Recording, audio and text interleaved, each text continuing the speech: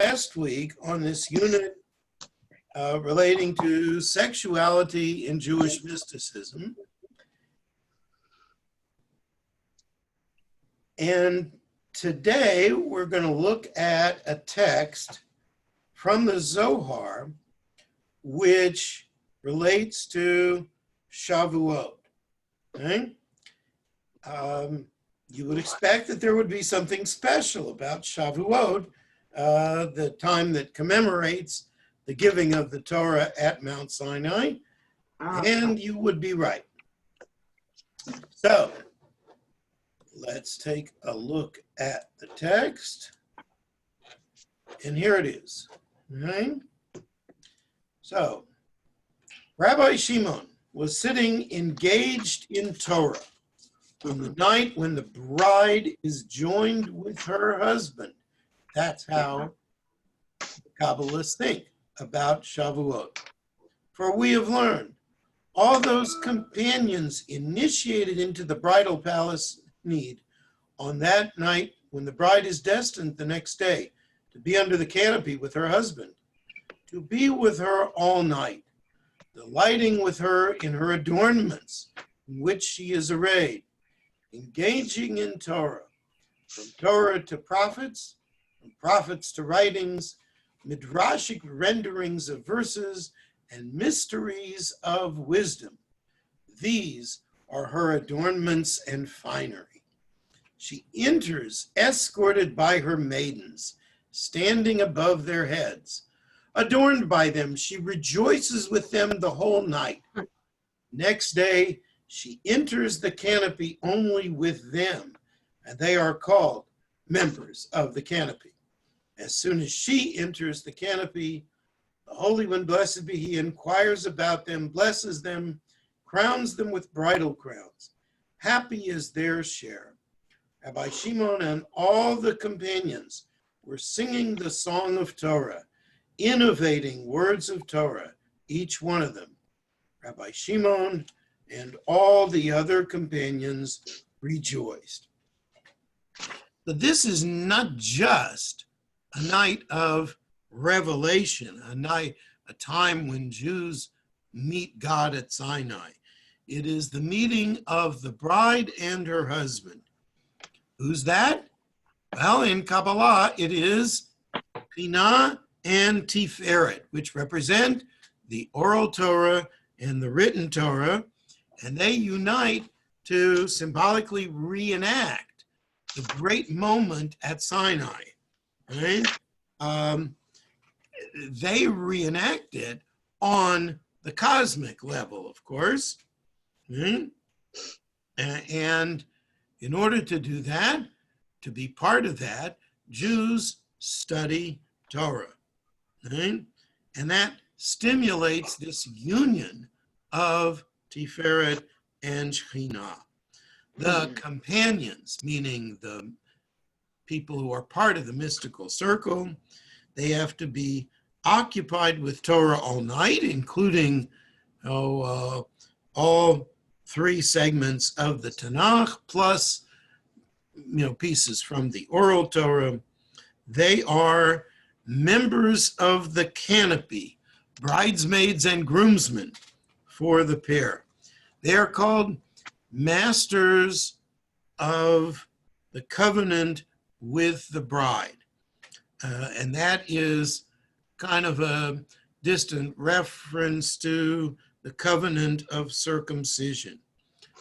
Why? Because they, as scholars, they have control over their sexual urge, and therefore they can participate in the union on the higher level.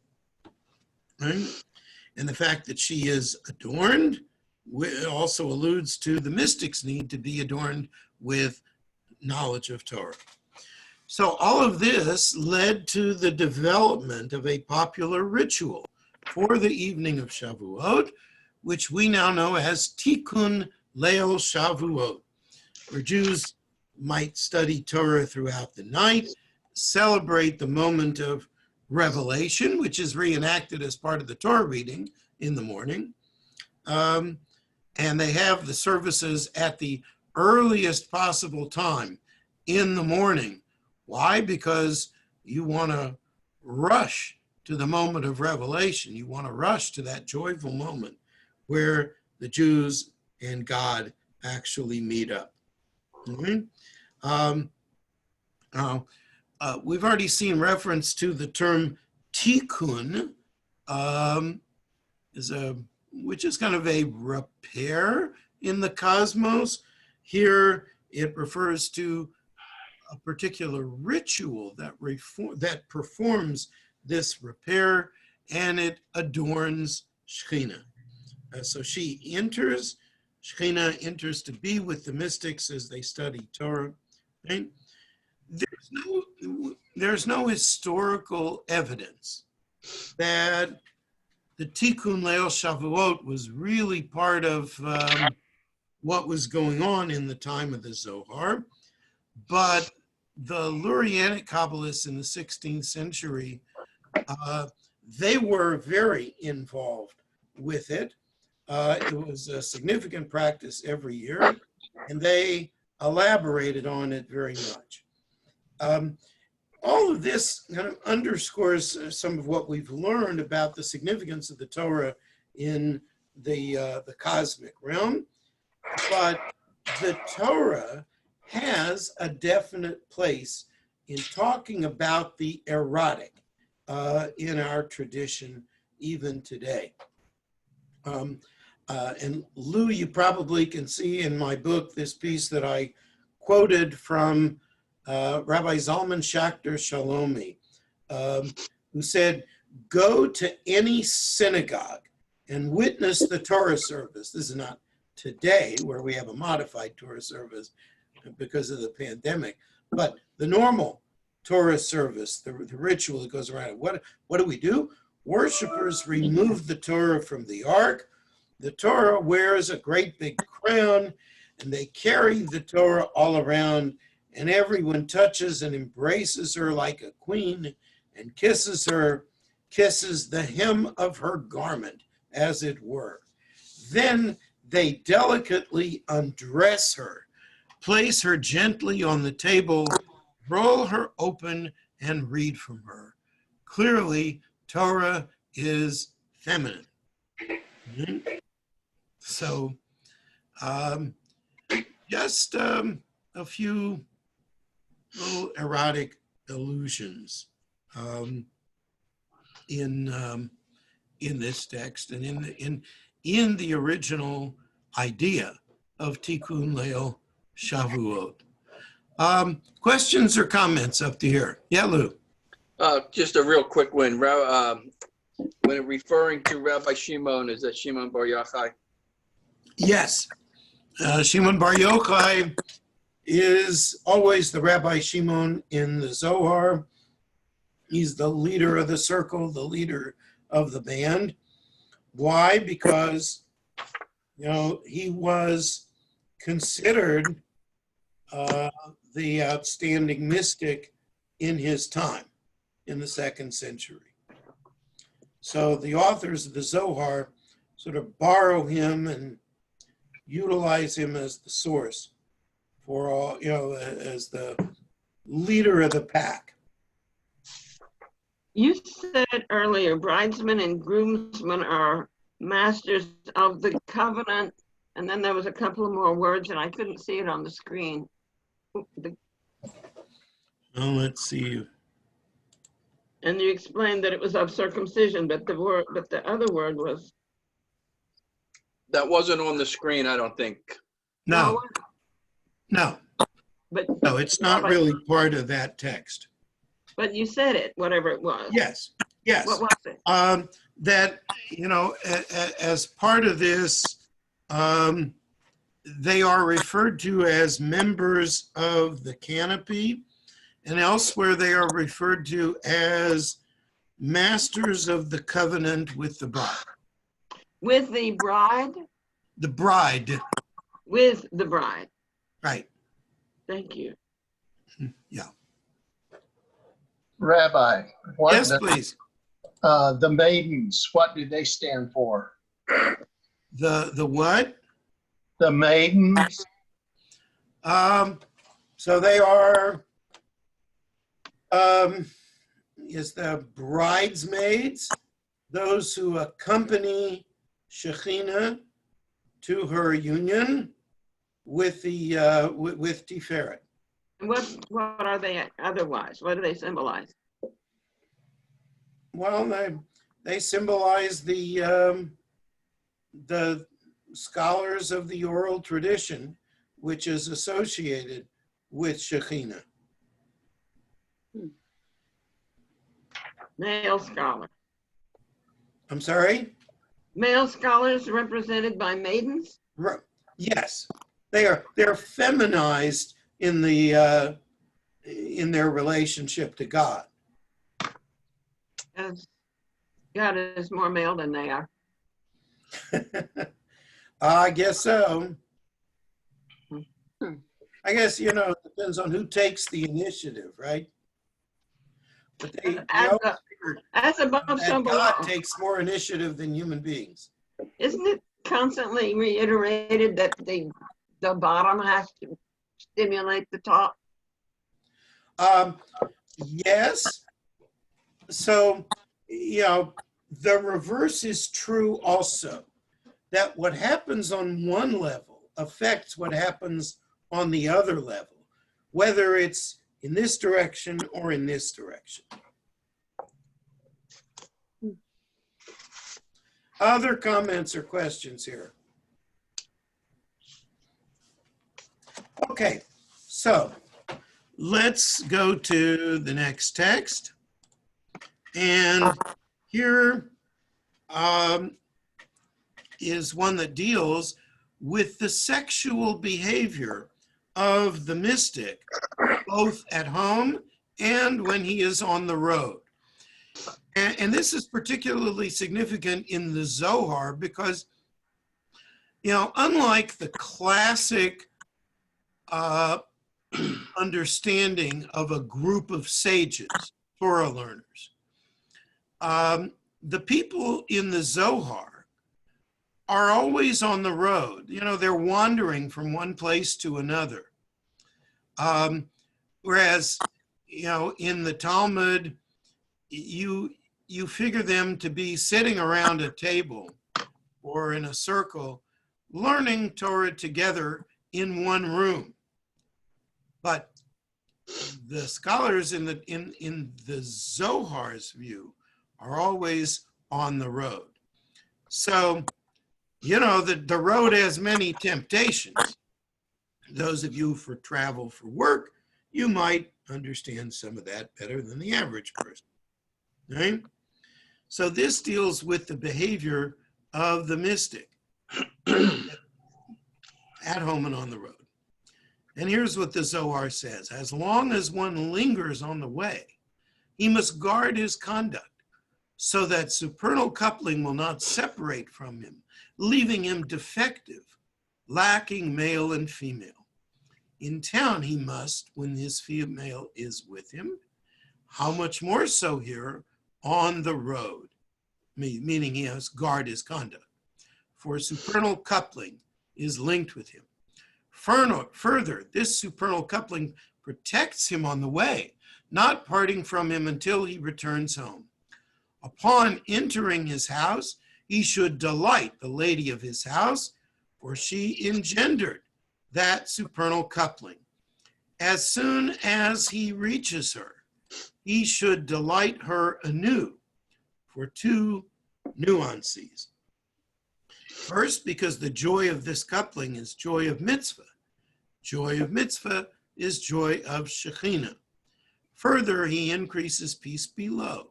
As it is written, you will know that your tent is at peace, attend to your abode and not sin. So is it a sin if one does not attend to his wife? Certainly so, for he diminishes the splendor of supernal coupling coupled with him, engendered by the lady of his house.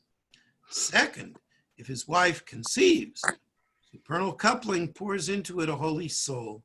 This covenant is called covenant of the Holy One, blessed be he. So one should focus on this joy as on the joy of Sabbath, coupling of the wise. So first of all, when a person is on the road, the Shekinah is with him. And as long as he preserves his sexual purity, he remains a whole person. And when he gets home, what is he supposed to do? He's supposed to give pleasure to his wife. Now, it's not the way we normally think of it, right?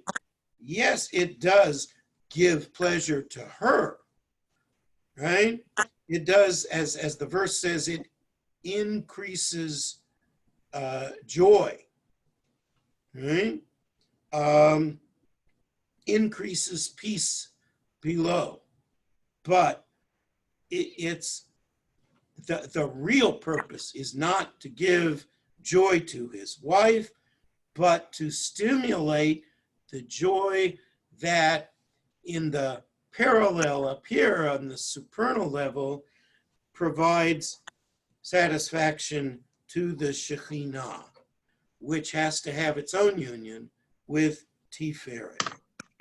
And then also there's the proper coupling on that higher level, because that stimulates the creation of a holy soul, meaning that when Shekinah and Tiferet come together, they produce this holy soul, and that just sort of gets dropped into the, into the fetus that is created by the mystic and his wife.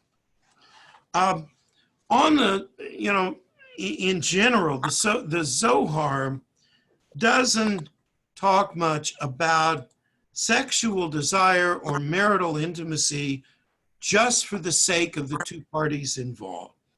There's nothing here that says this couple might actually feel like having sexual intercourse after the husband was away on a long journey. It's not because they should want to or they would naturally feel like it. They should mate for these two purposes: to bring joy to Shekinah and hopefully to conceive a child with a holy soul. Right? And the text also refers to the longstanding rabbinic tradition of sexual intercourse on Shabbat. And you asked me when I was going to talk about that. So here it is, right? The sages, the Mishnah talks about, how often people in different occupations are expected to have sex with their wives, right? So particularly for Torah scholars, they're supposed to at least have it once a week on Erev Shabbat, right? And this led to some wags suggesting that it's a double mitzvah on Shabbat, right? But, Why is it a double mitzvah? Because there's Oneg Shabbat, and there's also the stimulus on the higher level, right? For the Kabbalists, this is certainly the case on an ordinary Shabbat, and it's the case after her monthly immersion, and it's definitely the case when he returns from a journey, as long as she's not still having her period. Right? Now, if he doesn't mate with her in these circumstances, it's a sin, but it's a sin not because he doesn't show proper respect and affection to his wife, but because he dishonors the Shekinah. He doesn't allow the Shekinah to mate with Tiferet and to get the effect from the joy that's created down here in our world. The text does make reference to the joy of coupling, to delighting his wife, and that the fact that there are these supernal intentions doesn't change the fact that, yes, it is a joyful coupling for the two of them down here. Right? So, imagine the pressure on this guy. Right? Not only does he have to perform for his wife, but he's got the whole cosmos on his shoulders, or maybe I should say some other part of his body. Right? If he really recognizes the higher effects that he's supposed to bring about, then that's really pressure. The whole cosmos depends on him. That's really tough. Now, we've also mentioned that the Zohar was produced during the time when the Christians were reconquering Spain in the 13th century. And there was a lot of pressure on Jews during this period. They were starting to push Jews very hard to convert to Christianity. There were sermons that were presented that Jews had to listen to in their own synagogues, all sorts of discrimination against the Jews. So when you look at this passage, it can also be understood as a comment on the Jewish idea of mandated and healthy sexuality, even for the sages, right? Which is very different from the monastic life of Christian leadership, right? That life purports to be pious, but it does not achieve the purposes that the Zohar talks about, the ultimate purposes on the higher levels. Also, just want to add one thing that is not part of this text, but it's just after this text, as the mystics are about to conclude this topic. And Rabbi Shimon is there struck with another insight, this is a text which we actually saw before, that whoever desires to penetrate the wisdom of holy unification should contemplate the flame ascending from a glowing ember or a burning candle. Right? So, this is a little bit of holy unification, really, of dveikut, of cleaving. And we've already seen how that has certain erotic implications. And maybe Rabbi Shimon's insight derives from having looked at this theme in our text. Where is that in Zohar? I'm sorry? What you just said, where is that in the Zohar? It's right after this text. It's on page 50A in part 1 of the Zohar. Thank you. Okay. Other comments or questions? Yes, Lou. The text refers to the supernal coupling and the physical coupling of a husband and wife for the sake of the holy soul, to make a holy soul. Mm-hmm. And I'm sure that the ancients recognized that there was a certain cycle during the female month that she was ovulating and not ovulating. But you referenced that when a man comes home from a journey, one of the things it's been taught in the Mishnah is to meet with his wife, whether or not she's ovulating and can produce another holy soul. Is there a conflict here? Yes.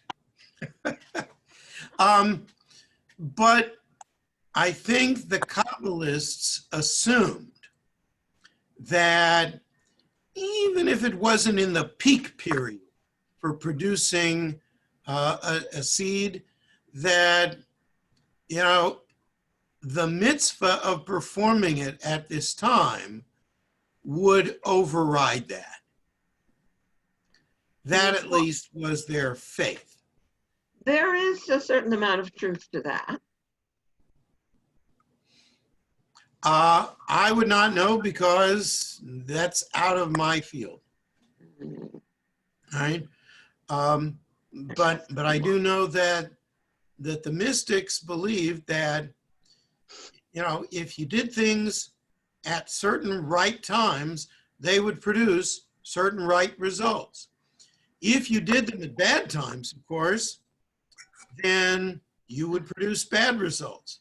So for instance, you know, God forbid you have you have intercourse with your wife while she is nida, which is, you know, the terrible sin, right?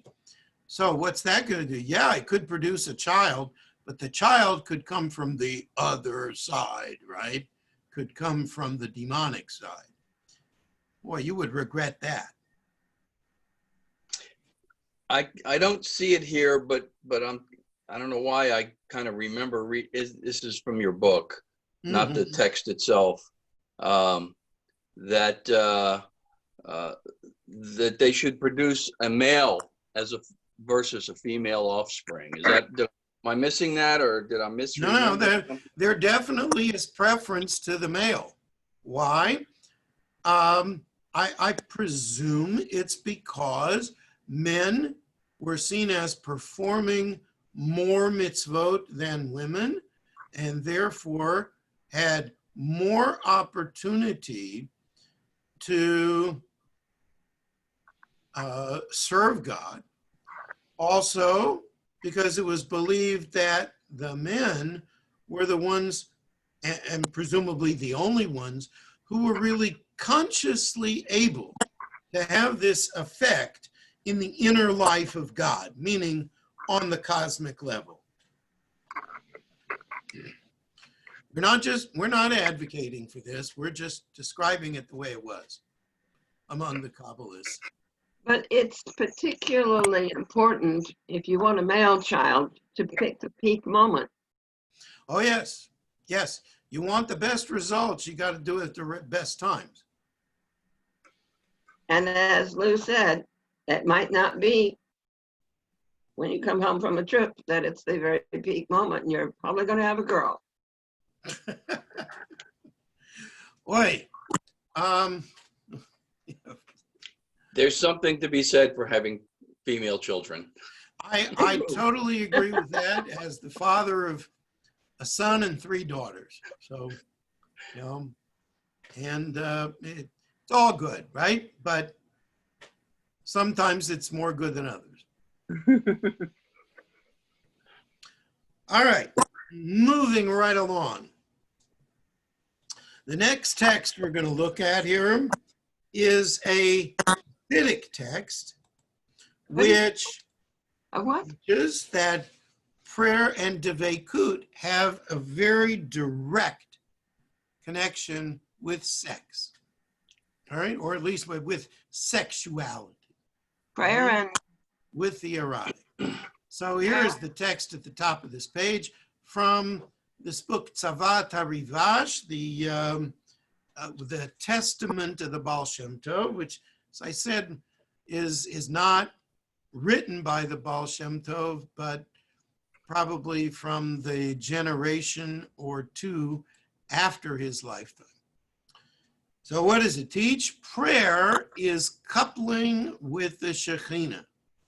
Just as at the beginning of coupling there is movement, so one must initially sway in prayer.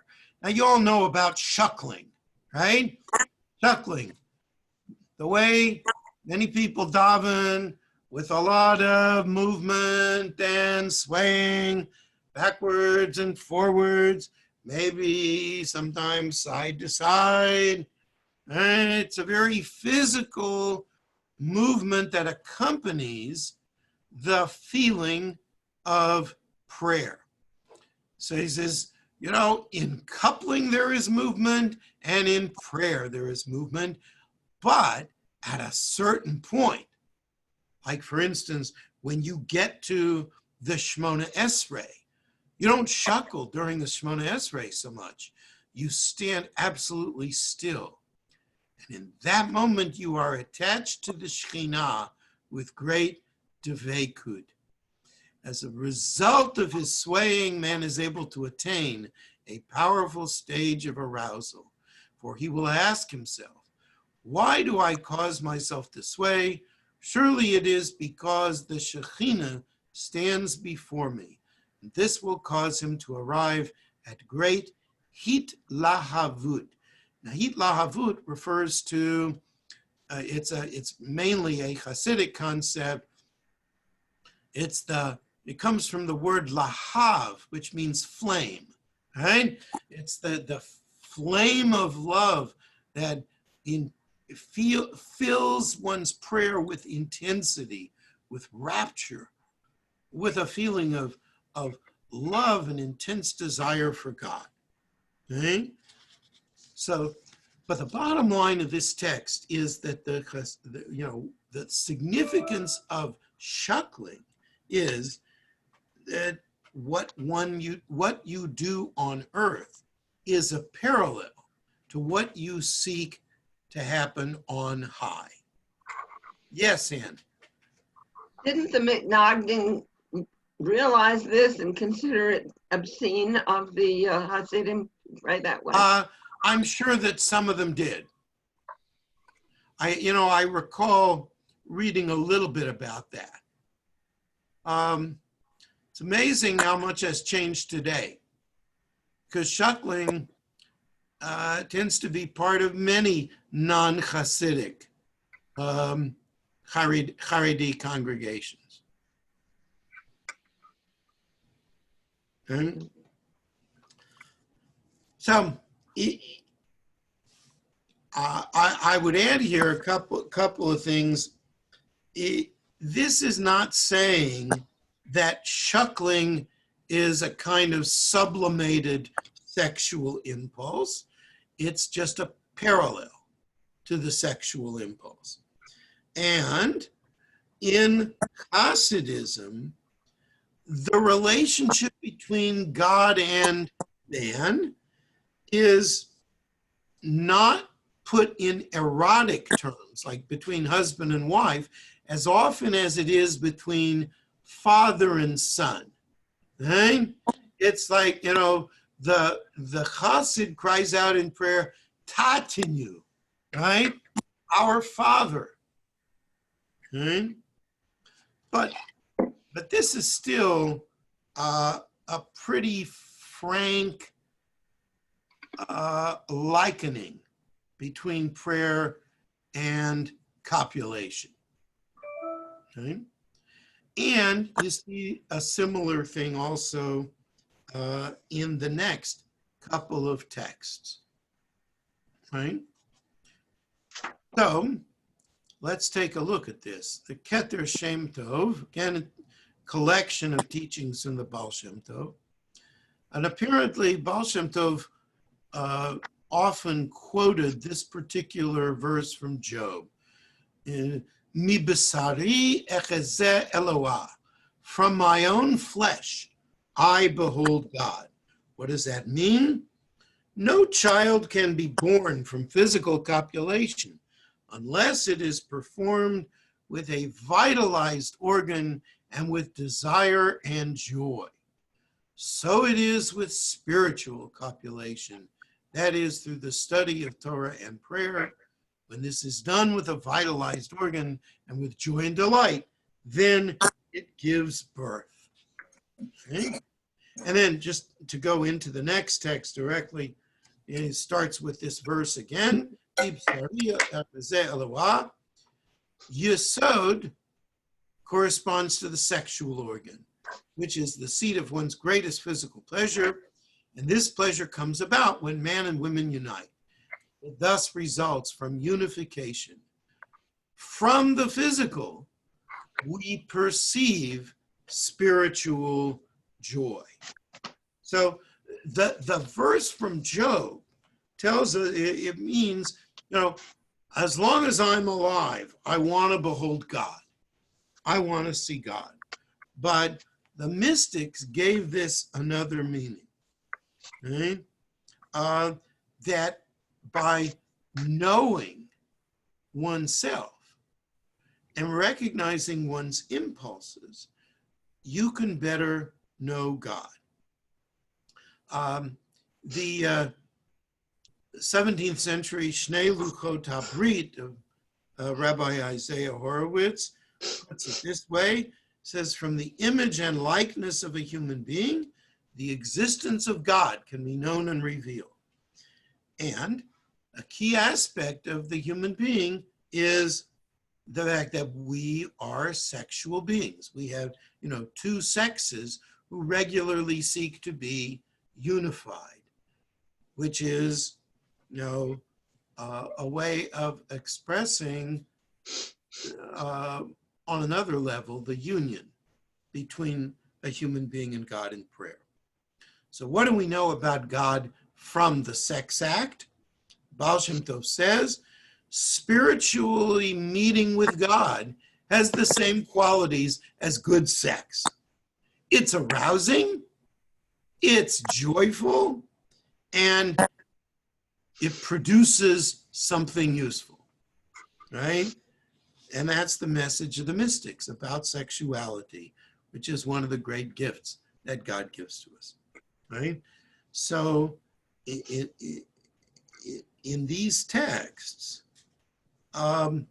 for the Jewish mystics, the sex act is a model of the ultimate religious experience. Cordovero, one of the great mystics of Tzfat in 16th century, puts it this way. He says, no other commandment exists that would have the relation between man and woman resemble the coupling from on high in all ways, as does this one. So nothing quite evokes the sacred like sex, except that it can't be just any sex.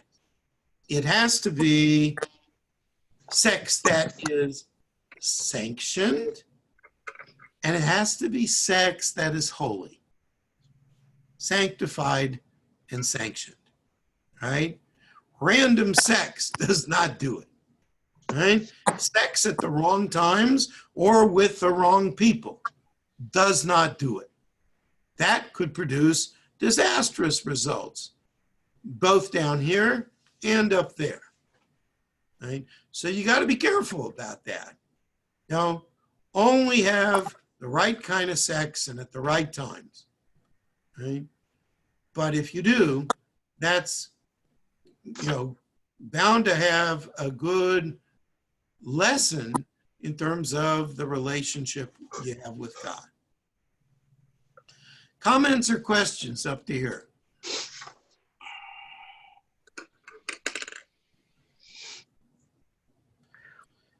Okay.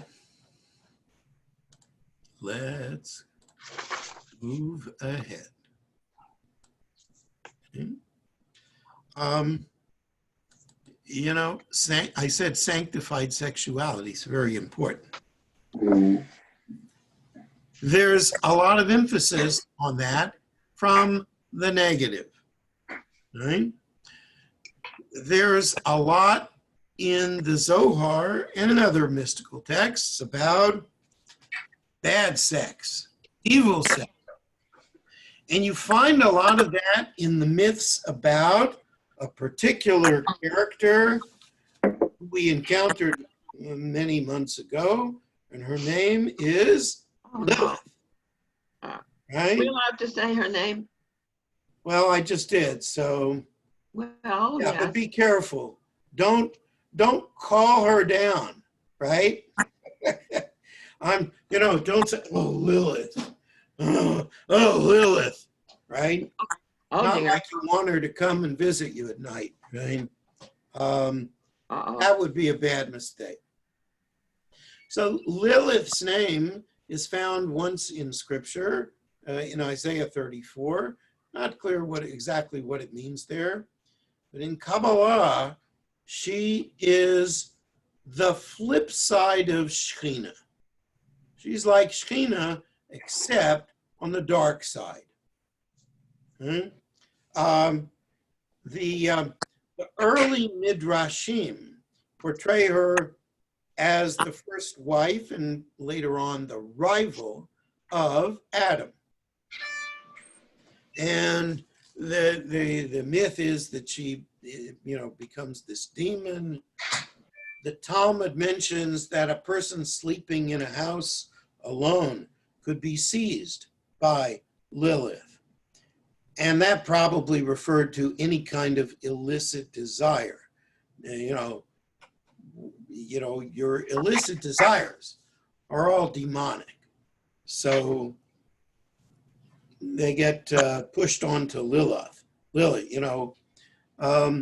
Normal sexual desire, even when it's for a bad cause, gets associated with Lilith in our tradition. There's a midrashic work, probably about 10th century, called Alpha Beta de Ben Sira. And that has the first full story of Lilith as wife of Adam.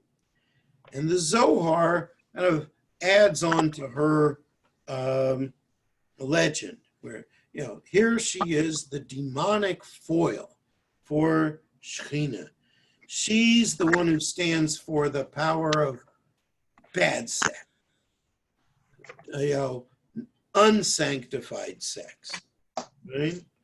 And she's associated with all the realm of impurity, the other side of the Sefirot. There's a midrashic work, very late, 16th century, where Lilith is associated with Delilah, right? Delilah from the story of Samson. That's bad sex, right? Where, she removes his power, right? What's the name of that 16th century work? It's called Safnat Paneach. What? Safnat Paneach. How do you spell that second word? Safnat, Tzadi, Fe, Nun, Taf. Paneach, Pe, Nun, probably Yud, Chet. Okay? So, bad sex is a very difficult issue for the mystics.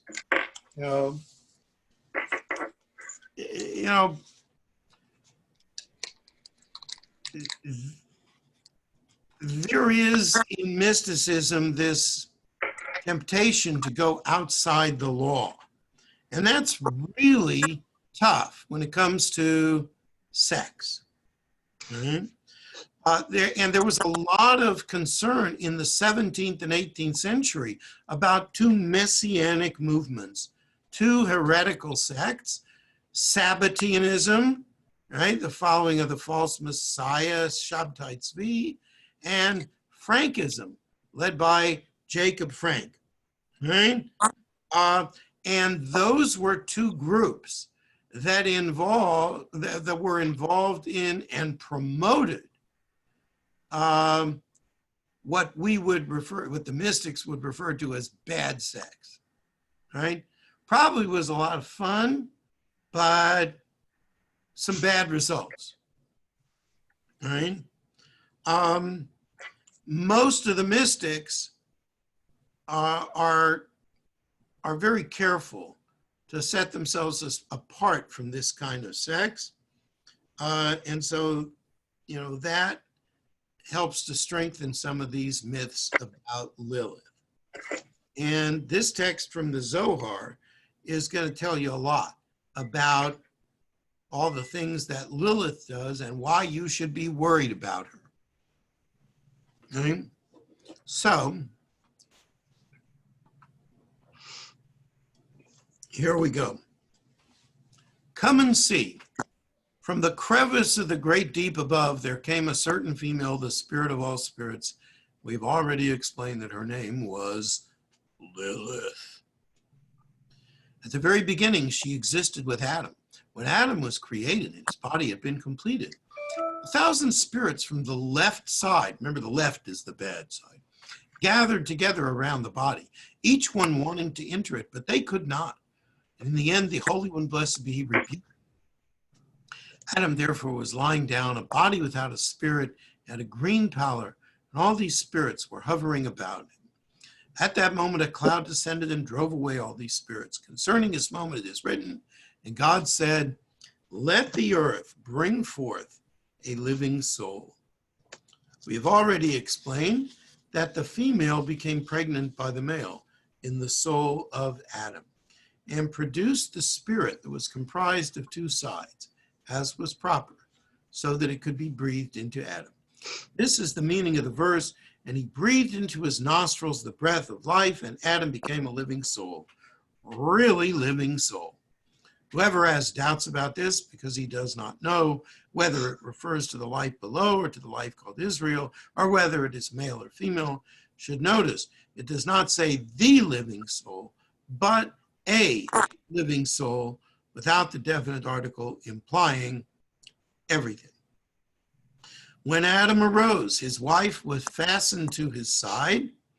And we talked about how, the original Adam is dual-faced, right? And the holy soul that was in him spread to this side and that and nourished both sides because it was comprised of both. Subsequently, the Holy One, blessed be he, split Adam and prepared his female. This is the meaning of, and the Lord God constructed the side. The side we have explained before, as it is written, the side of the tabernacle, and it was not the rib. And he brought her to Adam, attired as a bride for the wedding canopy. But when Lilith saw this, she fled, and she is now in the cities of the sea, still intent on injuring mankind. When the Holy One, blessed be he, destroys wicked Rome, and it becomes an eternal desolation, he will bring up Lilith and settle her in the ruins, because it will be desolate forever. This is the meaning of Lilith shall repose there and find her place of rest. There's the verse I mentioned from Isaiah. So, talks about back in the first chapter, rather the first paragraph, the crevice of the great deep. Okay, say that's the place from which evil comes. That's the place where Lilith comes from. Interestingly, the word for crevice is the Hebrew word nukba. That is related to the word nekeva, which means female. Okay? So this whole text is very ambivalent about the feminine and feminine power over the male.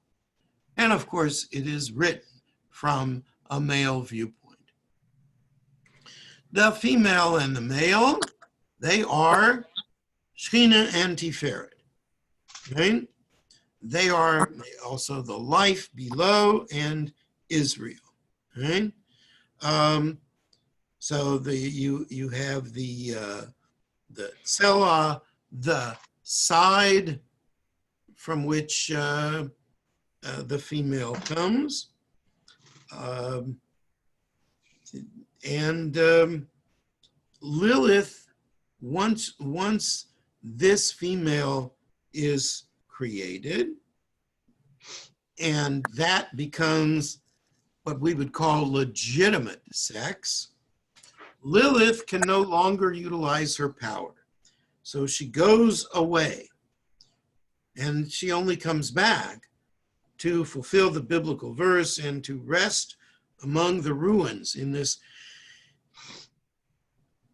destroyed city. However, that's not the end of the matter. The text of the Zohar goes on at great length to talk about remedies against Lilith. There are prayers to recite. You can cover the heads of the husband and wife together. You can sprinkle water around the bed. And those are regarded as, I mean, you can call them superstitions. They are supposed to be protections against the power of Lilith so that she will not be able to take advantage of any opportunity to get her hands on you, the male. Now, let me stop and ask if anybody has questions or comments at this point. You said prayer and sprinkling water. Covering the heads of a husband and wife together. And what about amulets? Well, sure. Amulets are always good. Yes, Lou. All right. In the Torah, in the book of Breshit, in chapter 1, where Nikaveh, what's the Nikeva, Zachar Nikeva. Nikeva, okay, and it's translated as female, at least in Yes, Ephraim. that's correct. But the Adam and Eve story in chapter 2, female is referred to as Isha, not Nikaveh. So, yes, because in that story, she is an independent person. She is Isha, which means not only woman, but wife. Okay. You know, I like to look at context. So, Yes. Isaiah. Well, you heard my sermon yesterday, so context is always good. I loved your sermon yesterday, by the way. It was, I missed the extreme beginning, but caught most of it. Thank you. And you got the part about context. Yeah. So Isaiah, in referring to Edom, is before Rome, 700 years before Roman occupation. But yet, after the Roman occupation, or maybe during the Roman occupation, Edom became synonymous with Rome. Yes. And then with Christianity. Okay. I've got some notes here. Let me look. So I also try to look up a little bit about the origins of Lilith. And in early Mesopotamian myth, Lilith was not necessarily a person, but Lilith was or were demons. Maybe only feminine, I'm not sure. Yes. So just to, cut through to the chase, Lilith is a demon who can come in the form of a person.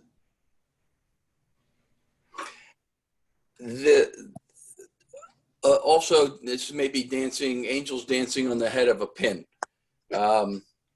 In your translation of the last line, the verse from Isaiah, you say, quote, Lilith shall repose there, finding herself a resting place. In the Jewish Publication Society translation of the Study Bible, Jewish Study Bible, it says, there too, the Lilith shall repose. Lilith with a small L, maybe not referring to the specific demon Lilith, as we know her. Right. So I deliberately chose a different translation for that because this is really the translation, the way that Zohar is reading the verse. that's not to say that Jewish Publication Society translation isn't valid, but this is the translation, the way that the authors of the Zohar understand the verse. I figured that. I'm just trying to expand context. Yeah. So. Okay. Other questions or comments? Yeah, Ann. Why is Edom associated with Rome and with later Christianity? It's a way of Historically. historically, it's a way of bad-mouthing them. Okay? Because where does Edom come from? Esau. It's from Esau. Yes. Esau is bad-mouthed in the Talmud because of Rome. Yes. And Esau is the bad son. I mean, really, he's not that bad. He loves his daddy. He's he brings him meat, and he's a good boy. He's just kind of a wild kid, right? But in the end, he's harmless. He's a loving brother in the end, right? But the midrashic reading is that Esau is not a good boy. He's the bad son. Jacob is the good son. Esau is the bad son. So if you are contrasting somebody else with Israel, Israel is Jacob. Jacob is the good son. Who's the bad son? Well, that's Edom, which is a coded way of criticizing Rome, right? You can say Edom, and the Romans don't necessarily know that you're talking about them. Oh, it's just the Edomite people who are descended from Esau, right?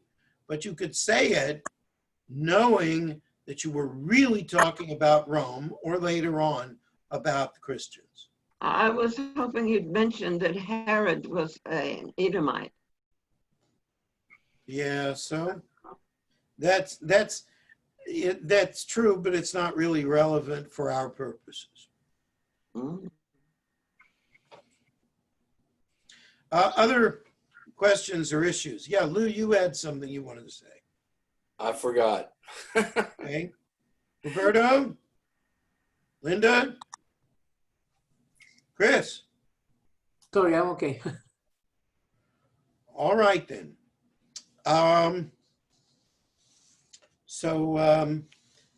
The next text, which we really don't have time to get to today, but I'll just show you the the first part of it. This is also about Lilith, and from a section of the Zohar. And what it's going to say is that you got to be very careful. Lilith is part of the divine purpose, and she is there to test fools who will give in to temptation. Right? Sometimes God tests us for reasons that we can't always understand. But here, one of the tests is sex. Right? Are you willing to accept the limitations of sanctified sex? Well, as we know, some people have different urges. Some people have stronger urges. So there's always a Lilith in the path of the mystic, and he's going to be tested. And so Lilith is out there, and you better be careful. She's going to come along, and she's going to tempt you. And then, if she gets you, you're done for. We'll see that next week. Okay? Okay. All right. Are we gonna cover this last test some more next week? Oh, yeah, All right. absolutely. We'll Okay, go I'll hold through it. it in a little more detail. Thank you all very much. Thank Have you. a good week. Shabbat Tov. See you next time. Thank you. Thank you. Thank you. Thank you. Bye-bye. Thank you.